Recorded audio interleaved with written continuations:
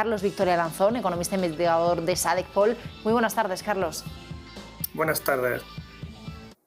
¿Qué expectativa podemos tener de esa presentación que abanderan hoy España y Países Bajos? Sabemos que las reglas fiscales están suspendidas en ese contexto especial que daban las autoridades europeas por la pandemia y que ya han sido varias las voces, la propia España, por ejemplo, que pedían adaptar esas reglas fiscales al contexto actual, a los nuevos tiempos y también a la situación específica de cada país. Pero ya hemos conocido algo de lo que van a defender dos países que, bueno, pues hasta ahora podíamos pensar o han sido más bien antagónicos, ¿no?, que representan a ese eje norte-sur tan distinto. ¿Qué expectativas crees que pueden salir de este Eurogrupo?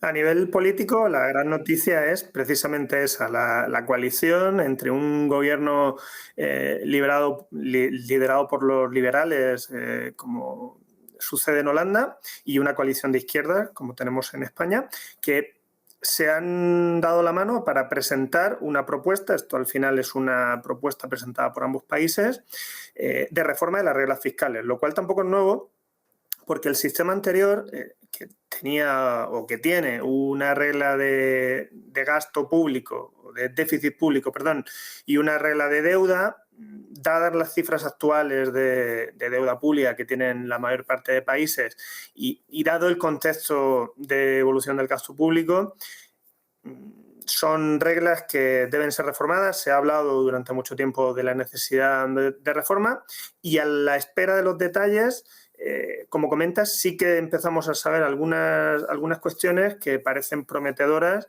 por el enfoque que están teniendo. ¿Serían esas posibles variaciones? ¿Hacia dónde crees realmente que podría ir ese cambio más adaptado a los tiempos y a la situación de cada país? ¿Qué significa en la práctica esto?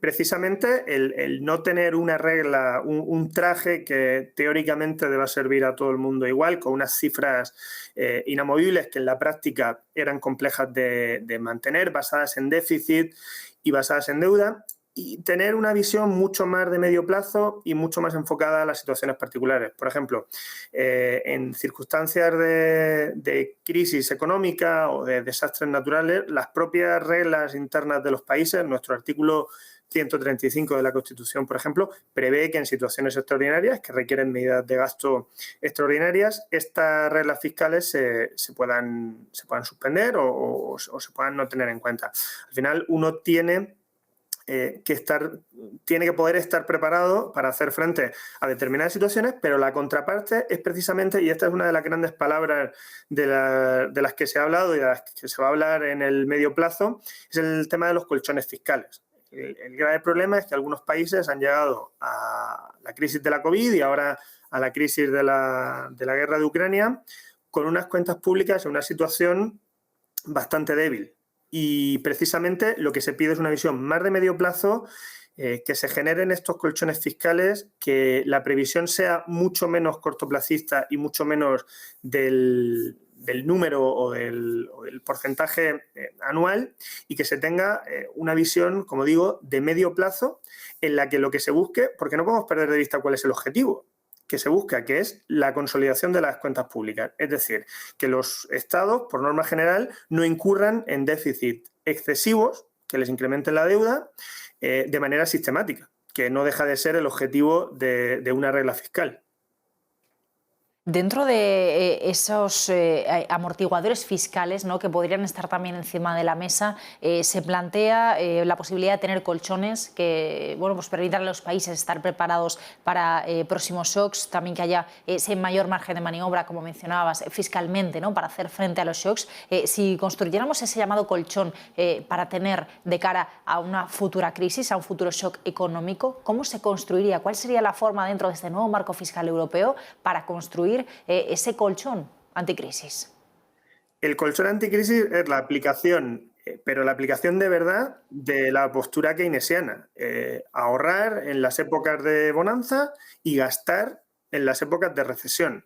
El problema que tiene el sistema actual, que prohíbe o que no permite un déficit mayor del 3%, es que es tremendamente procíclico. Es decir, justo en las situaciones en las que mayor es el incremento del gasto público, en las que más necesario es gastar, el tener una cifra inamovible que puede tener salvaguardas y puede tener cláusulas de exclusión, pero el estar constreñido por la imposibilidad de superar un déficit hace que precisamente en los momentos de mayor necesidad de gasto es cuando más constreñidos estamos.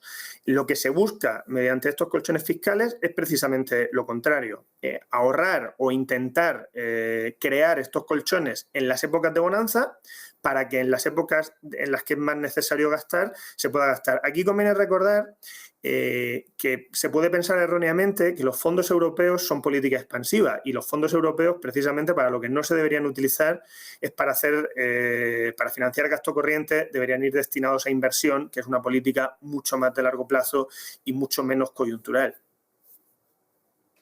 Y un último apunte, Carlos. Viendo el movimiento, como comentábamos al principio, tenemos a uno de los países más frugales, Países Bajos, y a España, ¿no?, que es uno de los países más endeudados del sur, junto, por ejemplo, como Italia. Mencionamos al principio que era rara esta asociación o que incluso esto era la propia noticia en sí, ¿no?, que España y Países Bajos vayan de la mano en una propuesta similar. Desde un sentido político estratégico, ¿crees que podría ser un movimiento que busque, bueno, pues de alguna forma hacer frente al eje franco-alemán o distribuir un poquito más el peso de poder económico dentro del espacio comunitario?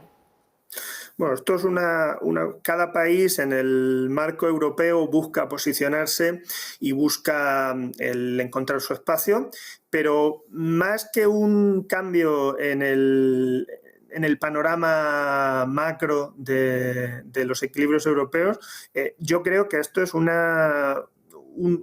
asumir por parte de gobiernos que han sido tradicionalmente frugales, que el sistema no funciona, que la no reforma no es una opción y que si queremos tender a unas políticas que estén adaptadas a las situaciones a las que nos enfrentamos, y las dos situaciones últimas a las que nos hemos enfrentado, la crisis de la COVID y la guerra de Ucrania, son situaciones excepcionales que yo creo que no estaban previstas por parte de los países frugales. Si nos queremos adaptar a este tipo de shocks de oferta, la única forma que podamos hacerlo es mediante políticas expansivas que requieren, como contrapartida para los países del sur y para los países que han sido más pro gasto, el compromiso y la supervisión y el cumplimiento con unos planes de consolidación fiscal y de reequilibrio presupuestario en el medio plazo.